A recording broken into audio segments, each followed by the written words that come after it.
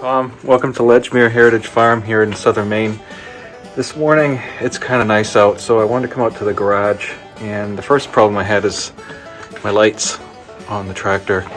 They're kind of fritzy, and it's not Mahindra's fault, it's auxiliary lights that I put on, so I'm going to fix those real quick. I installed this, but I've got a weep on it, so I got to figure out where it's weeping from. I think it's weeping out of here, so I'll figure out why that's doing that.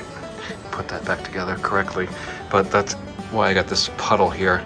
And as you can see, what happened in my driveway is we had all this freezing rain, snow, sleet, and it just kept changing back and forth. And you can see right there is about 4 inches of ice, and it had built up to the point where it was actually coming in the garage. So I've been chipping away at that with an ice pick, and so that's been an ongoing task. I ended up putting a new manifold on, manifold gasket, and you can just get these pipes at the hardware store. They're pretty cheap. And then the problem I had was that the cup on this was rotted off, and I had another one that was in good shape, so I just cleaned it up and painted it. And then I had to buy a new ring here, which little bit of history is these Donaldson air cleaners were on pretty much everything. I realized a couple things that were screwed up. One, I had hooked the governor to the throttle shaft linkage on the carburetor, so I got that straightened out. It's now hooked up where it needs to be. But then I gotta get back into here and hook the governor up. So I'm probably gonna have to drop the carburetor off this again. And whether I get that today or not, I'm not sure. So when I got this tractor, he had taken this generator and what he thought was a regulator off a working tractor. But I believe that's a cutout, not a regulator, so that would explain why the tractor wasn't charging. So I'm going to check that, but I do have another regulator, and over there on the workbench I've got a rebuilt a rebuilt generator that I'm going to use. So I think I've got the leak stopped. I just have to tighten up this little nut here. What's odd to me, and I don't know if the originals are like this because I've never seen an original one that wasn't broken, it sticks out here like 4 inches. And so it looks like a good place to get bumped, and so it's tightened into this nut. You can see it's just a little piece of like cable in there, like soldered to the sensor, and it just doesn't look super rugged, like it's gonna last very long. If you haven't seen this before, this tractor was sold as a Super A, but when I got home I noticed it had a water pump on it, and it's on the bottom, and the 140s were on the top. The Super C had it on the bottom, as did the 100 and 130. But the date code on this doesn't work for a 100 or 130. The date code on it, when you look here, tells me it was like a 51, so it would have to be a Super C motor that's in this. It's really a weird tractor, and I don't know if I want to keep it or sell it. It's definitely a conversation piece. The final drive is like 56. This is like 52 or 53. And then around here we start looking at other things. There's actually no serial number on the motor. Right here's where the serial number should be, and it's just a blank plate. But you can look down here at the front end and figure out by this code here. So the best I can tell, it's to 51, 52, 53, 56. It's a Johnny Cash tractor, one piece at a time. So I don't know if somebody manufactured it out of junk parts, or if somebody broke it and still basically manufactured a tractor out of junk. It runs fine, everything works fine on it, and I like it, but I don't know if I should keep it or sell it. So I'd like to know what you think. It's got a lot of new parts on it. I think I bought this really cheap. I think I only paid like $1,000 for it. And I know that I probably have another 1,000 in it, so I'm in it for about $2,000. And it came with a bunch of extra parts. I think I have 3 hoods. I've got a 100, 130 hood. I've got a 140 hood. I've got the 140 nose, the 130, 100 nose, Super A hood, extra tires.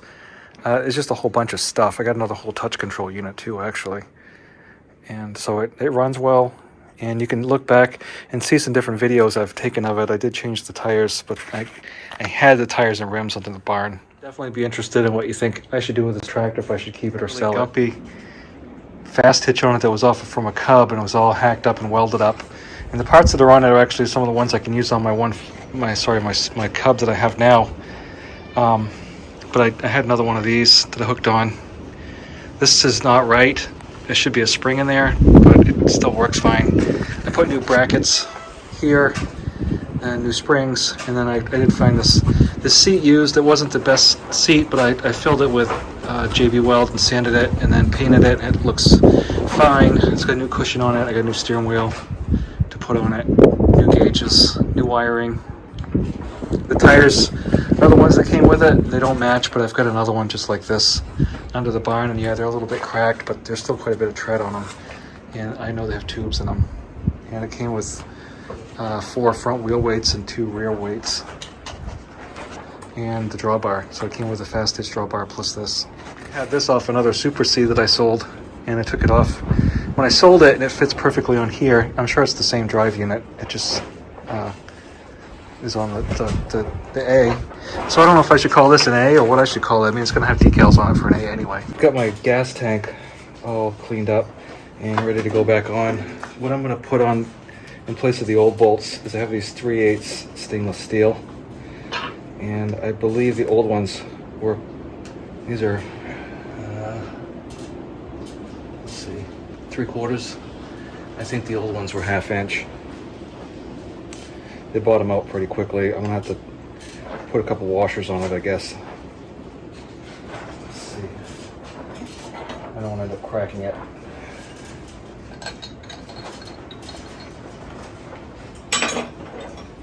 I had wrenches here a second ago. Now they've become invisible.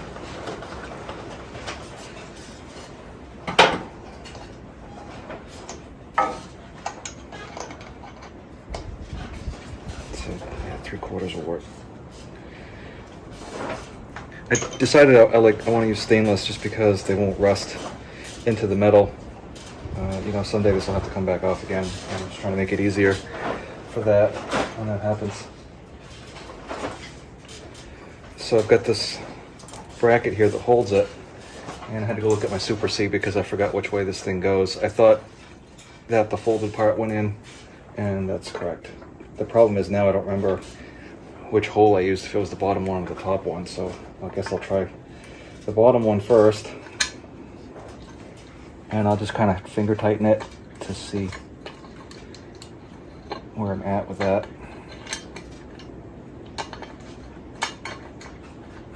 I ended up straightening up the carburetor this morning. I put the choke lever where it belongs and the throttle where it belongs. I had them juxtaposed for whatever reason. I mean, I know the reason. I was just not in the right frame of mind when I did it. You know, the old ones are the same length, so they're both coarse. It's probably just dirty. I'm guessing the threads are just dirty then. And it had lock nuts on it. Lock washers, I'm sorry. And so it flat and lock washers are here. So I'll put both. The cut side out on my washer, my flat washer. It's about 56 here today, but it's really windy, and I think some of the ice will melt, but it's just so windy, it might not work out, I hope. So it looks like the longer ones were here.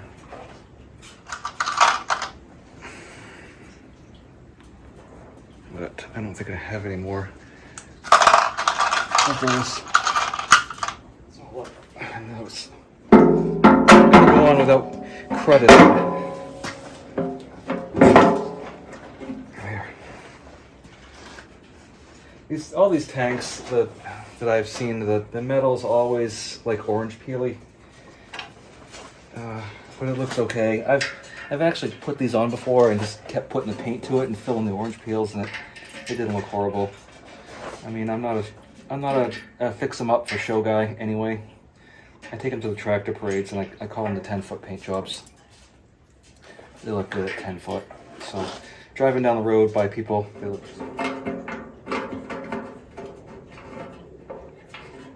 Well, it's going in, so let's presume for the moment that this is what's supposed to be in there.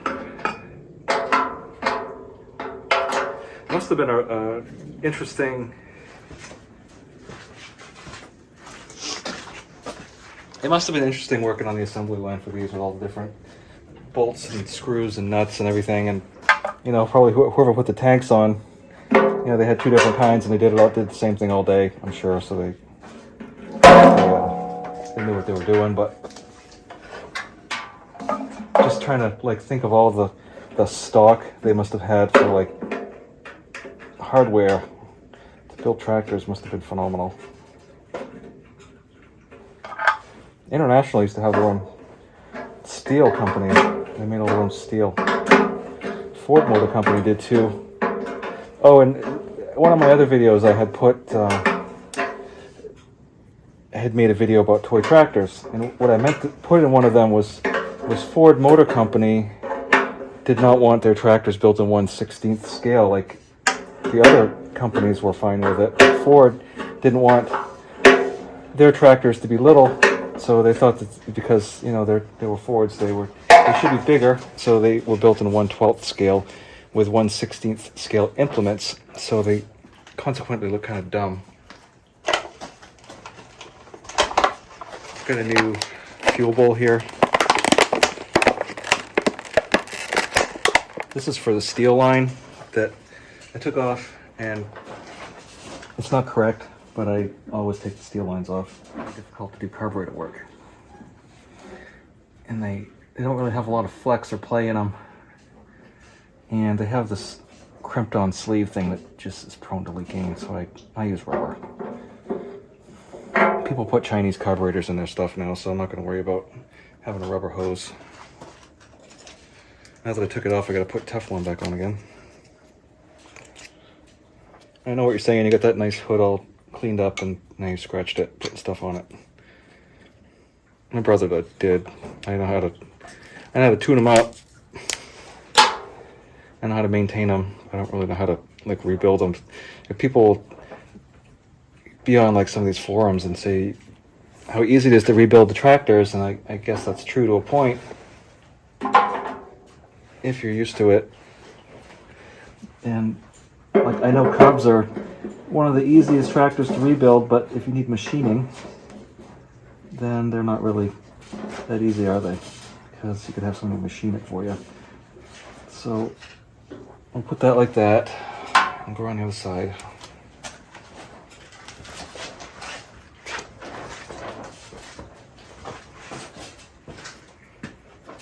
There's a guy who made some of these for Cubs, and he put like a fuel filter in them, and I caved and bought one time, and the thing was junk. It leaked all over the place for one thing. It had a fuel shut off in it too, which I get putting a fuel shut off in the middle of it because it makes it easier than reaching up under here. The problem is if you don't use that fuel shut off underneath, then it basically doesn't work anymore after a period of time. And more often than not, putting a fuel filter in those updraft Cub fuel lines results in poor fuel flow, and then the tractor doesn't run. So some people get lucky and it works. I have not. So I don't put inline fuel filters in my Cubs. So I put this nipple on first here, which all this stuff will have to be tightened up a little bit. Snug that up. And then this right here can be moved. I'm going to run this in behind. I'm assuming that's where it's supposed to go.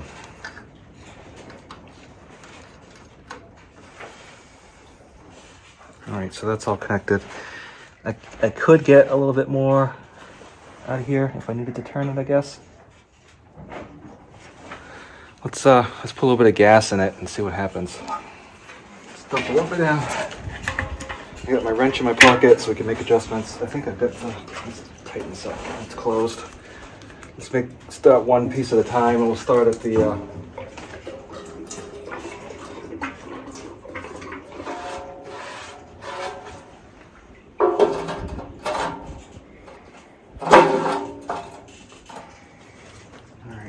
we have a leak. Not so far. Let's open it up and see what happens. So far, I don't have any leaks. So just because I want to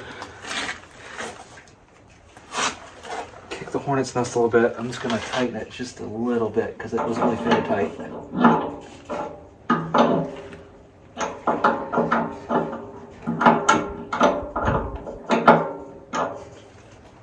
I'll go through and just tighten these bolts up a little bit.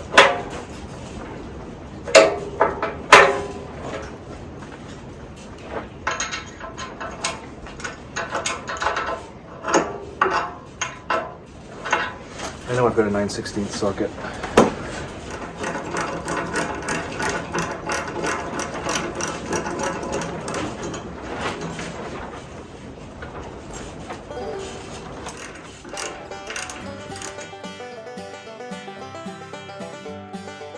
Had the fuel bowl turned on for like an hour now and I haven't noticed any drips. So I want to say that's fine.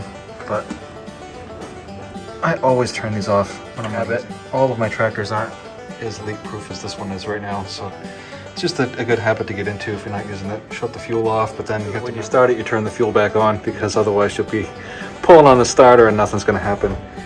Hopefully this has been mildly entertaining for you. Tune in next time and you'll see a little surprise I've got waiting. Thanks for watching and take care.